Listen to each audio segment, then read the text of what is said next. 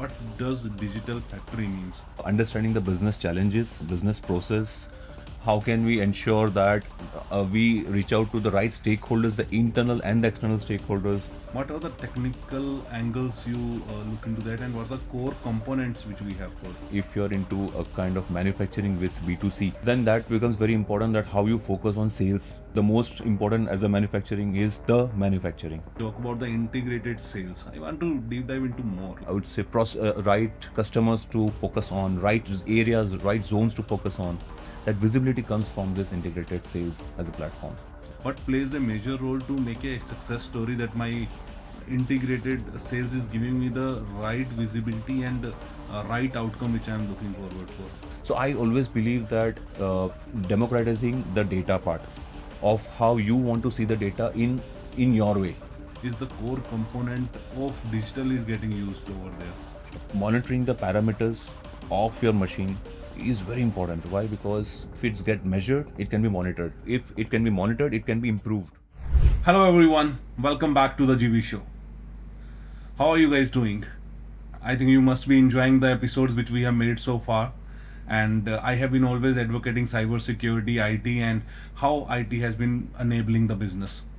From here today, I'm going to talk about the specific factor which is like manufacturing industries. We are talking about IT, OT, IoTs, AI, automation, robotics, autonomous vehicle, lot of things. And the manufacturing which we have today is not the traditional one anymore. It's the industry 4.0. And what is the core part of industry 4.0 is the digital factory.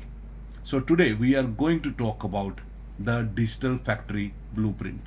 And to have a discussion on this, I have with me Keyur Desai. He's having around 24 years of experience in the different diverse industries, and right now he's handling the role of head IT with Prince Pipe and Fitting Private Limited. So let's deep dive into the discussion.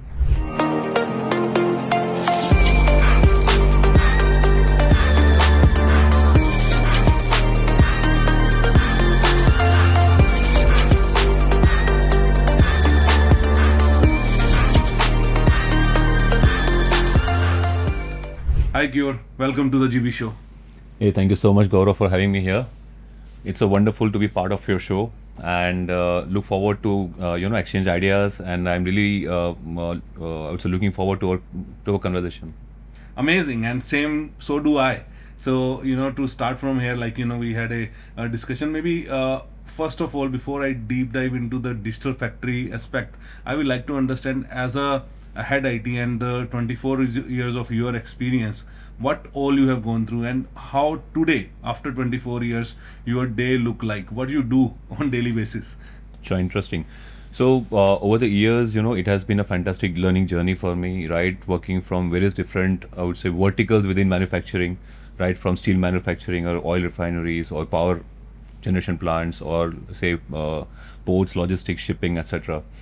As a matter of fact, the system integration part of it as well. Now that was the overall wholesome experience over the years. But when it comes to the current day, I would say experience, my day starts with a very strong cup of coffee, black coffee. Okay. And the first hour, the first golden hour is completely mine so after I reach office, where I focus on all the important emails, or rather the important tasks which I've created on the previous day, and plan the day. And at the end of the hour, it's about the kind of to-do list for the day. So that actually plans my day, and then after which my journey starts with various different reviews or meetings with the business teams, etc. At Prince, if you ask me, anything and everything that touches technology, that has my watch, right? Starting from ERP to Weber mobile applications, or if you ask me, right from Factory 4.0 initiatives, or the IT infrastructure, or the data security piece of it, or the data analytics piece of it. Now, this makes the life very interesting. Why? Because you ensure that you learn the business challenges first, you interact with the business teams more, you have the opportunity to interact with the right stakeholders within the organization, and that makes my role way I would say exciting, and every day becomes more I would say exciting and challenging with respect to how do I map the business challenge with the technology platforms. Okay, awesome. And I think apart from your day to day, that's a day routine, maybe 9 to 6, right? I will say. But after that, I know I have seen or research on you a lot. That is what I try to do on all my guests. So, like, your hobbies, you what you do after hours. That is something at the end I am going to ask a lot of on that part as well. And but before that, like the topic which we have started, maybe for my audience, I will like you to describe what does digital factory means, what this word stands for. Sure. See, this is I would say this word or as a concept, this is very very much critical. When I say critical, it's about either it so in a very layman language, it can be a kind of a shopping list of sensors and I would say various different technology platforms. But how I see is it's about understanding the business challenges, business process. How can we ensure that we reach out to the right stakeholders, the internal and the external stakeholders, and that's where the digital factory as a concept is in a very well way defined in my view. If I go one step further, uh, it talks right from, let's say if it's a manufacturing organization, right from the plant automation or the factory 4.0 initiatives. It also touches with respect to the data analytics, how do you churn the data. It also talks about the various AI, the typical AI boom that we all are into. This also touch upon the overall, the technology platforms with the typical scalable infra or and the underlying data security, right from each and every aspect, every I would say stakeholder, what I just mentioned, plays very vital role. And as a package, it actually shapes up to a kind of digital factory as a concept. Perfect.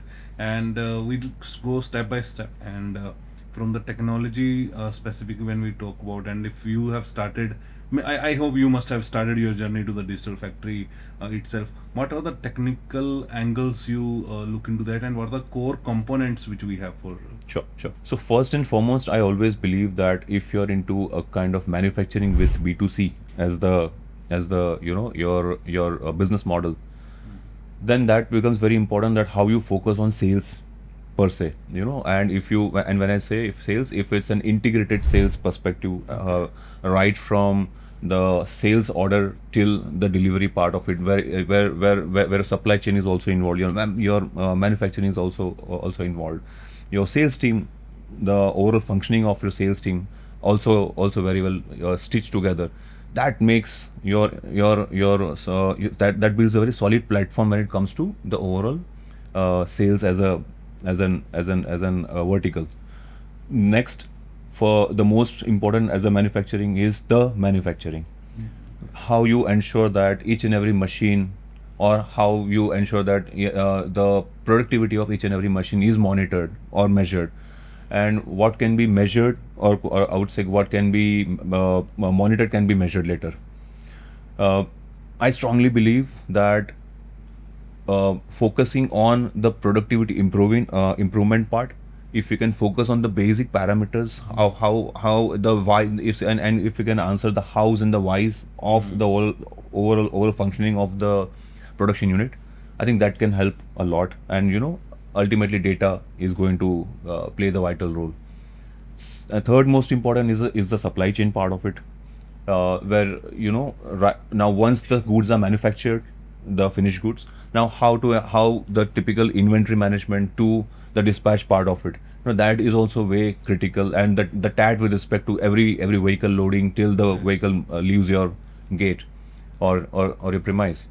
And last but not the least, finance and procurement, very important. Why? Because if you have a very robust and a very compliance based platforms with respect to finance and procurement, that covers your end to end, I would say, the best word is, I'm kind of repeating, but it's more of compliance per se. It brings a lot of trust in your customers, it brings a lot of trust in your vendors. And last but not the least, data security, my favorite subject all my life. So that's very important when I talk about it. Fair enough. So I have just took some notes. It's a 5 bullet points, I may say, and you have given me enough to make you busy for next 1 hour. Okay. So first thing, you talk about the integrated sales. I want to deep dive into more, like what the whole process is all about, or क्या होता है इसमें, because if anyone is watching, like integrated sales means what? Right. That is what I will like. Interesting. See, if you ask me, the sale starts from a basic platform where your customers or your dealers or your distributors or your prospective customers can place the order. So that's an kind of outbound way of it's a typical customer facing platform. So the sale starts from there, from the technology standpoint, I'm saying. And so the ease of placing the order, that's point one.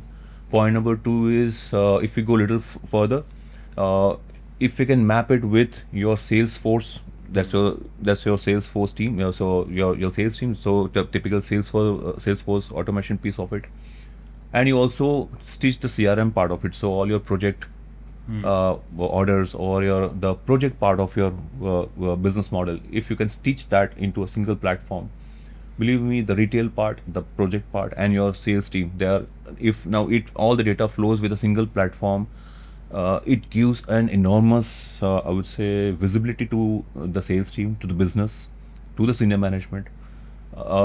A lot can be done with respect to your primary sales or your secondary sales or your tertiary sales, and that's where the overall, the magic starts happening when you start understanding the oral sales pattern, right from primary to secondary to the tertiary part of it.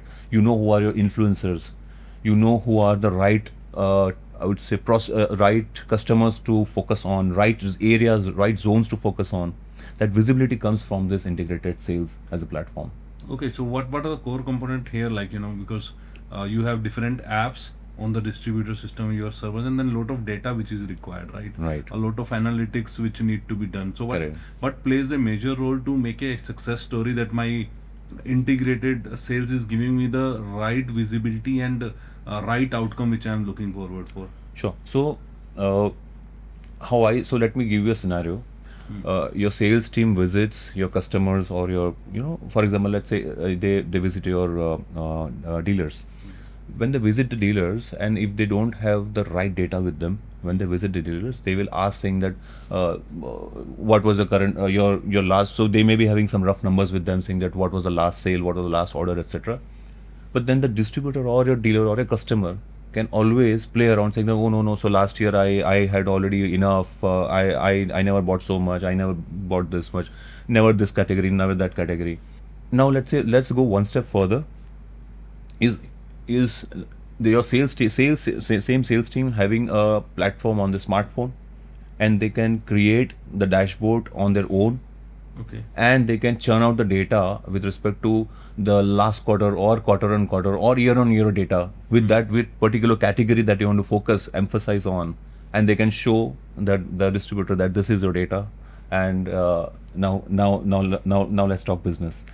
This gives a lot of confidence to your sales team, and they actually when your business is backed by strong data, and your strong data with the analytics piece of it, and the beauty of it is, let's say, the business teams or the sales teams have the empowerment of creating their own dashboards, not depending on the IT team or the BI team.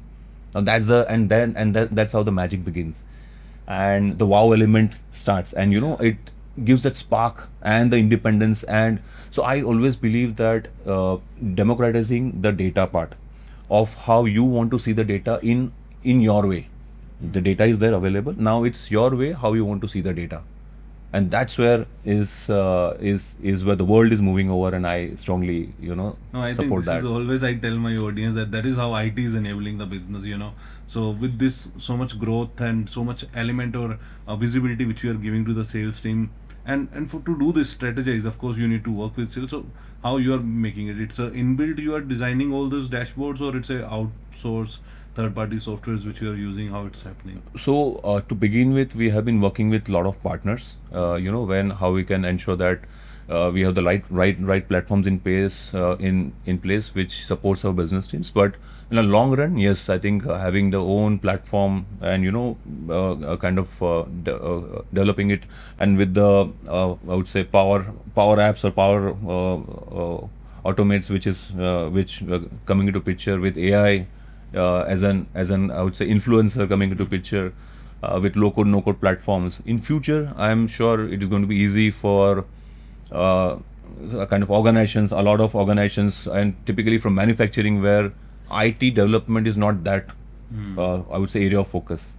So as of now, it's more about working with partners. And with this, you have seen the shift, like now IT as a IT head of your organization, or for any, like if I'm talking about gender, you are getting seat or more visibility in the boardroom. That okay, now this he or this guy is driving the business. He's helping to grow me. So वो change आ रहा है अभी In general, if you ask me, the board in general, and I always kind of support this. So board is always interested in what are my risk, and what are, and how IT support and ensuring that the business grows. These are the 2 pointers which is the kind of area of interest for any I would say in a typical board discussion.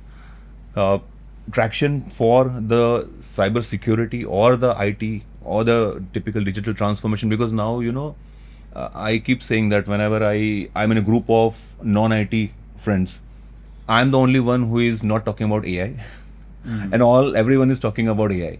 So the world has moved on. Now everyone talks about the transformation within the organization with the help of digital tools and platforms. So I guess that has also helped a lot with respect to a small place to the IT as a representative within the board. Okay, fair enough. And coming to the next part of it, like you've mentioned that first is the integrated sale and then the manufacturing, that production line. So what when we say digital, okay, what is the impact on the production lines and manufacturing? What is the core component of digital is getting used over there? Sure.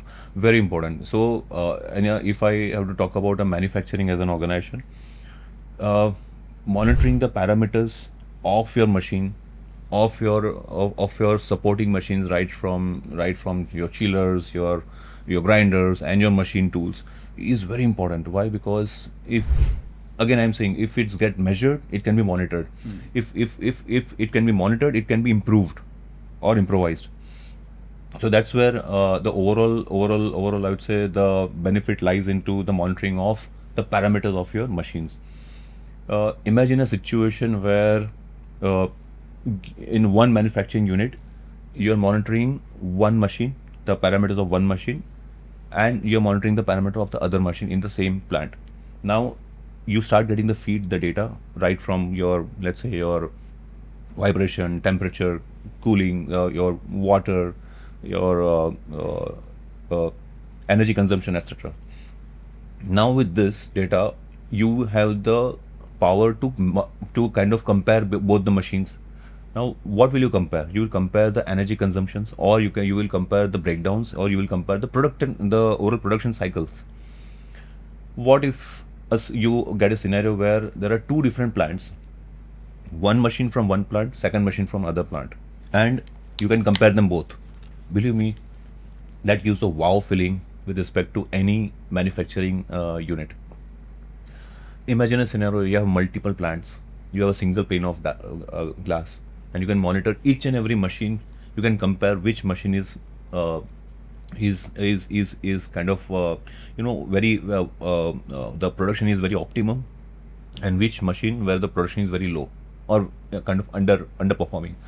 So you can actually start working on that, and that data piece will actually help you to ensure that you get the right action items with respect to the manufacturing units. So when it comes to typical plant, I would say monitoring with respect to manufacturing, imagine a situation where one machine, and if you can monitor the each and every parameter, right from vibration, temperature, or cooling, or your water consumption, or your energy consumption, and a lot more parameters. Now imagine a situation where one machine you can compare with one machine with another machine within the same plant. how both of them are performing. Imagine a situation, let's say, where we go one step further, one machine comparison with the other machine in some other plant, and now you can compare the overall productivity cycles. Imagine a scenario that you have a single pane of glass where you can monitor all the machines, all the plants, and all the machines. Now you can compare any machine with any other machine with respect to any plant. Now that will actually help you to analyze that which machine is underperforming, which machine is having more breakdowns, where you can ensure that you can have more predictive maintenance as a regime.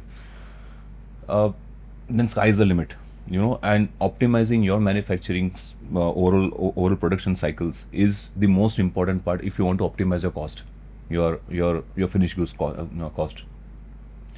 As a roadmap, as a journey, if someone is starting with respect to basic monitoring cycles and then comparing with different plant units and all, on a long term journey, it has to be the digital twin with respect to where you have a different way of or I would say version of looking at the things within the manufacturing cycle. Digital twin. That's seems like some new terminology. Maybe what does that mean? So digital twin is your virtual version of your production unit or your manufacturing unit. You can actually simulate a lot of processes virtually, and you can see the success or the failure ratios, and then you can actually implement. If you go one step further, you can also with the virtual model, you can actually trigger your physical machines.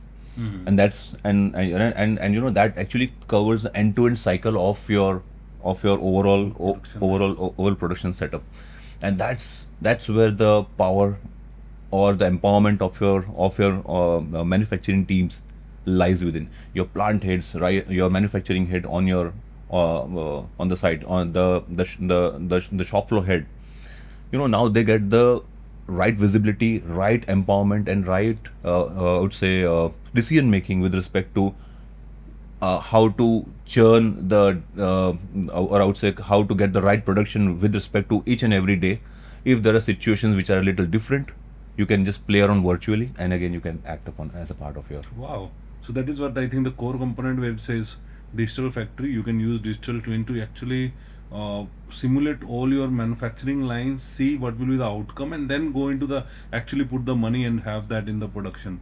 That sounds amazing, right? So and with this, I think a lot of core IT components plays a role. We have IoT sensor is the one thing. Yes. Then you have AI and analytics, which we have talked about, cloud, edge. So how difficult or is it to manage all those things, and which is the most fascinated use case you have, like where you feel like, okay, that is by using this particular technologies or this particular kind of new tech, we have got a growth higher and achieve big numbers or reduce optimization, or maybe I don't know, AI, everyone is talking about the job cuts as well.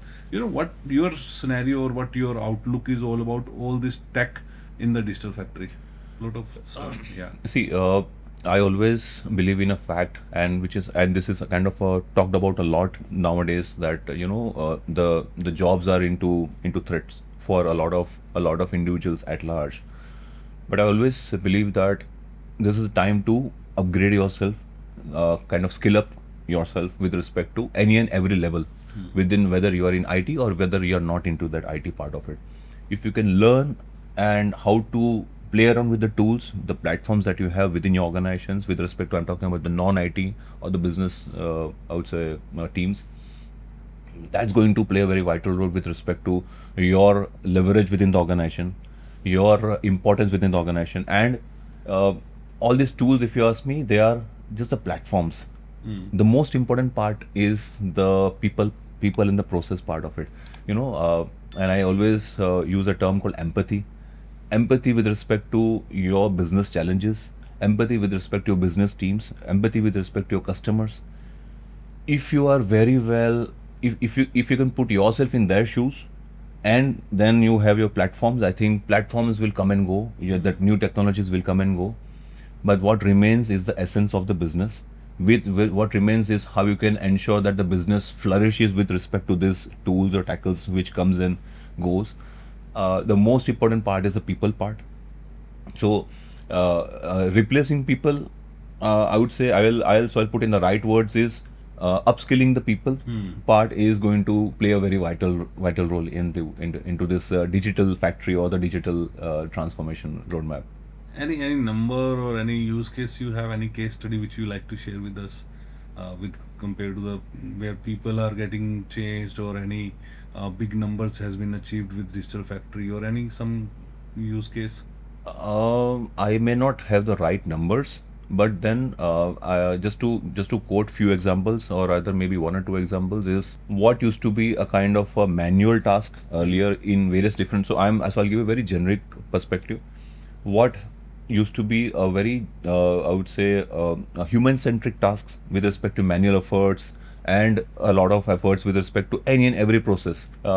If it's finance though, so yeah, and if it's and if it's a manual process, let's say your GST teams who are actually putting a lot of efforts in putting verifying the data with respect to GST filing, for example.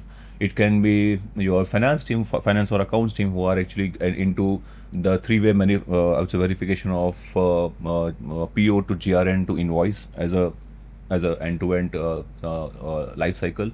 If I have to give one more example of for typical manufacturing as a unit, if you don't have the visibility of the parameters, the breakdowns on the of the local machines are bound to happen. But if you have the right inputs alert saying that there is a deviation with respect to this the vibration has increased, and this may cause a breakdown of the machine, you may take a kind of predictive maintenance or preventive maintenance, and you can stop the breakdown.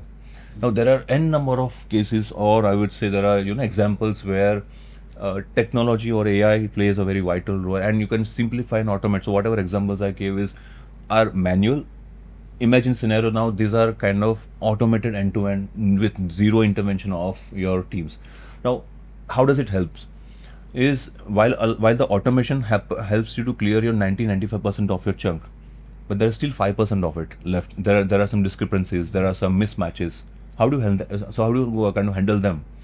So handle them with your same team who now understands the new platform where the 95% of your task is automated. Now you focus on those 5-10%.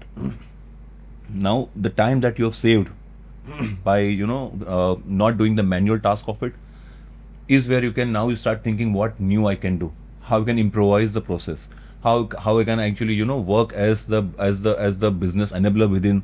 So it's not only IT, it's about every business vertical. The business teams within each also business verticals can be the digital transformation champions using those tools. Okay, amazing. And I think that's a core fact. And AI is, of course, playing a role, but users who are using the AI will, of course, take the next leap. And I have seen that how using AI, you have been all over the buildings. Which country was that? Which one? I see one of your picture on the LinkedIn where you have been all the buildings and you have created that picture. And Yes, correct. So that was a complete AI generated image. Yeah, okay. It's not specific country, but it's just It's even the whole country or the city is made So by it AI. was just you give a prompt, and you get your image generated. Okay, great. So yeah, so here we have the AI user, and with that tech part, like the third element which we talk about, how tech in a digital factory helps you to streamline your supply chain. So that is the third part you mentioned about from the component. So in supply chain, is it helping or it is creating more risk as per you? No, so if you have the right, I would say, platforms which gives the end-to-end visibility with respect to supply chain, it is going to give the I would say immense boost to your customers. If it's going to be your it's going to create the trust element in your customer if your supply chain is robust and very well tech equipped. How you have the right visibility of inventory. Inventory management plays very vital role. And to kind of take it one step ahead is the advanced warehouse management. Now that plays extremely important part, how you can optimize your inventory, how you can ensure that your TAT with respect to the finished goods in your inventory, how and where they are placed, till and when it comes to your dispatch part, where your vehicles are getting loaded, the tat between them, that also plays a very vital role. Let's go one step further ahead. Is what if your customer gets the end-to-end details of the vehicle, the driver, and they can track the vehicle live. So now is the trust and the transparency I would say portion comes into picture, where your customer now believes you, understands that now I placed the order on so and so time, and now my goods are getting delivered, and they are on the way. Now I can track on which date the vehicle is going to reach my premise. Again, with respect, when I talk about the advanced warehouse management, it covers the end-to-end gamut of scanning each and every product, so that you have the right inventory going through the overall dispatch or the delivery cycles. This is very important because this is going to set your customer base very strong. It's going to build that partner and the trust ecosystems with your partner. Okay, so yes, as you're saying, so in supply chain, so overall lot of tech, and we were talking about the security as well, because in the whole digital factory, with this lot of risk because of the Yes. tech elements, right? Lot of data which is getting used for the sales. There's a element of data security which is required. So how your job role been shifted, from head IT, and then you're managing your dual hat of security as well. As you said, that's a closer topic for you for Right.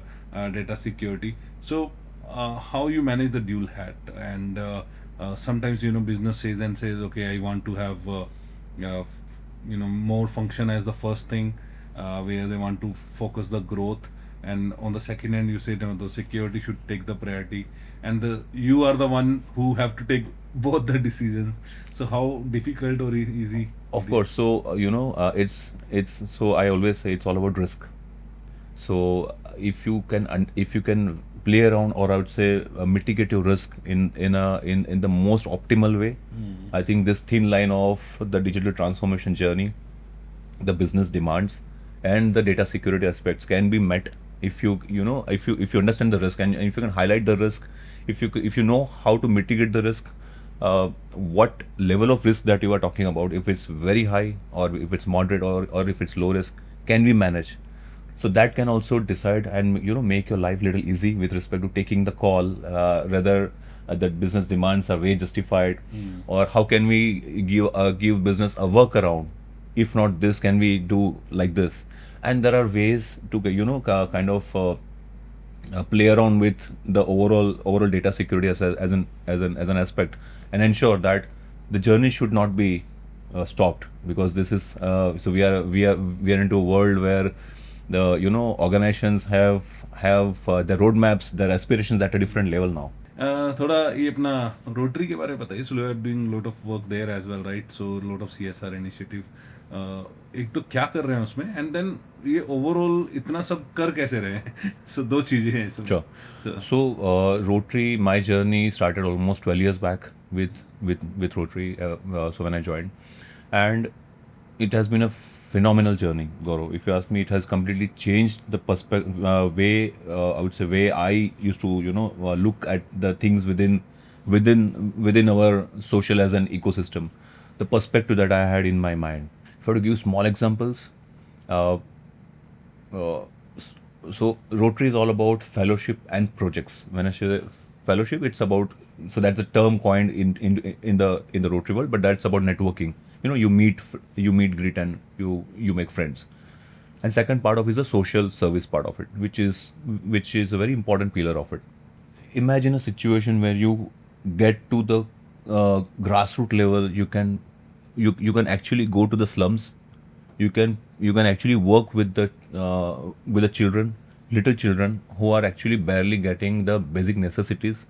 You can actually spend time with them. You can actually kind of provide all the facilities to them, and you can monitor it. It's just not just kind of go there and give it. It's about monitoring it.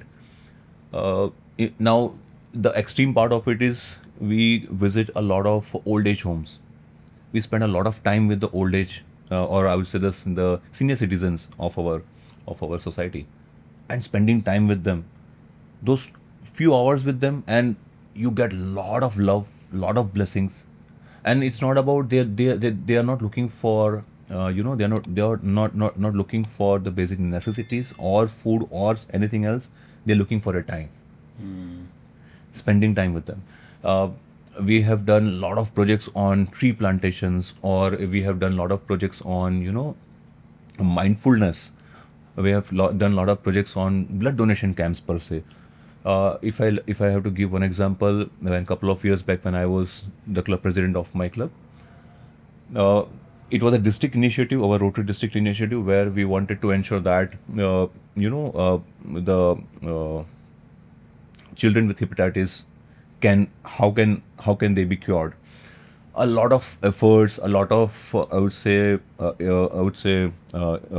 initiatives and efforts have been taken care to ensure that can we support this kids.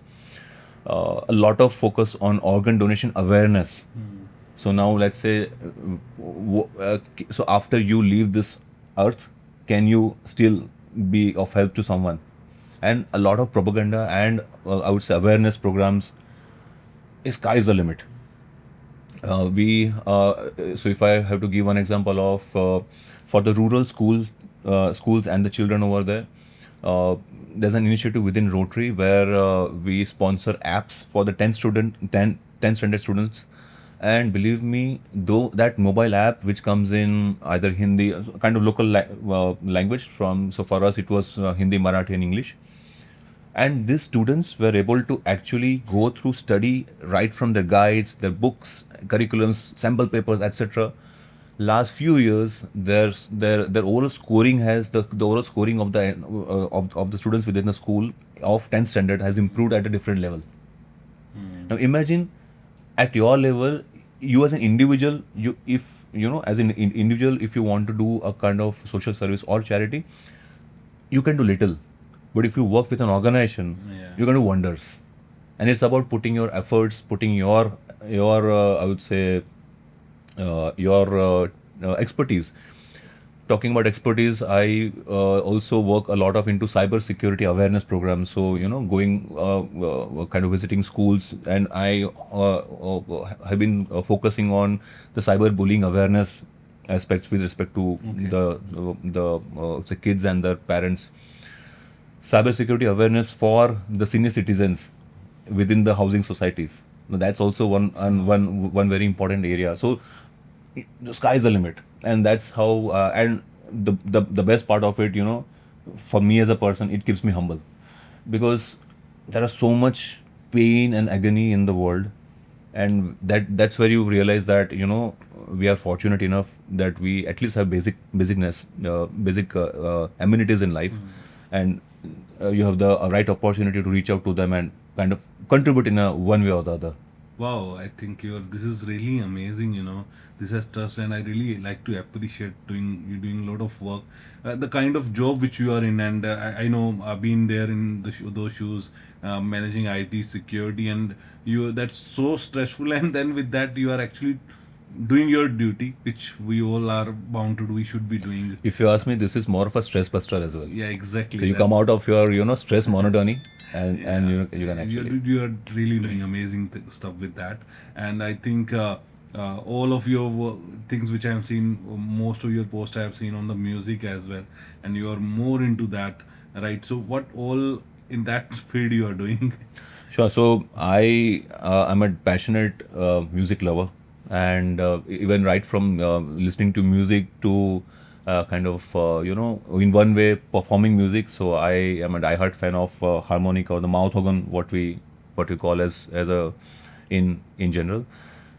Again, the journey started almost 10 to 12 years back, inspired from my father, and now my daughter is also learning with me. So we three generations, we jam together at a point of time at home, and this has completely again given me the different way of living of my life.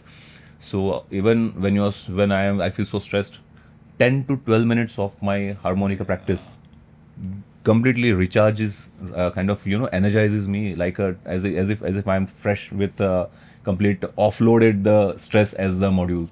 So amazing journey.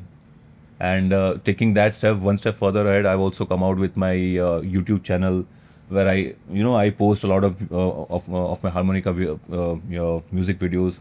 And in that journey, I was just sharing some time back, was in that journey I've also learned a lot. I would say some of the nitty gritties of audio mixing, video editing. I mean, it's a different task altogether, and it requires a lot of technical this one. I know. I could learn a kind of little bit of it, of course. Fair enough, and maybe this the topic which we have chosen today is the digital factory. Instead of that, we should have given it like uh, the time management in a CTO life, right? I would like to maybe do a separate episode with that on how you do that is Sure. how we started, like how your day look like, and then your night is something different. Seems you're doing a lot of crazy work. But what is your fundamentals about time management? How you actually we have 24 hours, and if I go and ask, people are though so frustrated with their job work only, they are not doing anything else. For me also, like, if I'm not doing that those many things, but what is something which is works for you, that you're able to manage all these things and pack into your 24 hours? Uh, Two things. I don't believe in time management. I completely believe in priority management. Okay. So what is my priority at that point of time? I have to do it. So now let's say I have 10 things in my bucket, and out of the 10 things at that given point of time, which thing which pointer or which subject to be addressed, that's it. So that is helping me a lot. So I if and the second part is the intent. So I have those priorities set at the back end, saying that I want to do this. But at that point, which one to pick is that moment decides. So I don't. There's nothing called pre-decided thing. Yeah, a lot of planning, of course, goes with when it comes to your work, but when it comes to your personal space, I completely go by the priority setting. Amazing. And I must say that you must be following your priorities well, and no procrastination. And that is, I think, works. And you're doing so much to do stress buster. And that's why the glow you have on your face, everyone can see. So amazing work, Kyor. It was really insightful session from life lessons also, which I've got from you, the professional lessons which I have got for you. But at the end, I will like to end it on the tech note again, and we have last segment where I give you my full audience to address. Okay, so because we theme it around digital factory, and let's say there's a any CISO, CIO, or some young entrepreneur who has running a family business, and they want to move from traditional factory to want to start their digital factory journey. So, what lessons you will like to share with them? What framework they can follow, and what should be the initial stage they should do? So, my whole audience is all yours. Sure. So I'll just share my experience. My experience and my focus has been, it starts with empathy, empathy with respect to your business teams, your business challenges, empathy with respect to your internal and external customers. And when I say empathy, understanding the business challenge is the most critical and the base of it. Business challenge is one. Understanding the business process of it, that's going to play equally important role with respect to challenge and process. And that's where you set your blueprint, and you start working on a blueprint with respect to digital factory or the digital transformation as a journey. Technology platforms can be decided, can be selected, and will come and go. The most important aspect will be the the people part of it. Technology platforms, even though they are rolled out, but if there's no buy-in by the people, by the right stakeholders, again, it's going to be waste. So, understanding the challenge, understanding the process, understanding the technology platforms, of course, and once rolled out, to ensure that internal selling to the right stakeholders is equally important, to ensure that the adoption of the technology is at the fullest. churning the overall juice out of it with respect to the technology platforms, whatever have been deployed. I think it gives the maximum ROI, maximum transformation, and maximum business improvement with respect to any and every initiative that you take. Thank you. Sure. Thanks, Kure. And with that last part, we came to the last segment where I have something for you. Thanks for being an host at the guest at the GB show and sharing amazing knowledge with my customer, Thank you. viewers. so much. Thank you, and I hope you like this session. I will see you next week. Till then, be safe. Take care. Bye.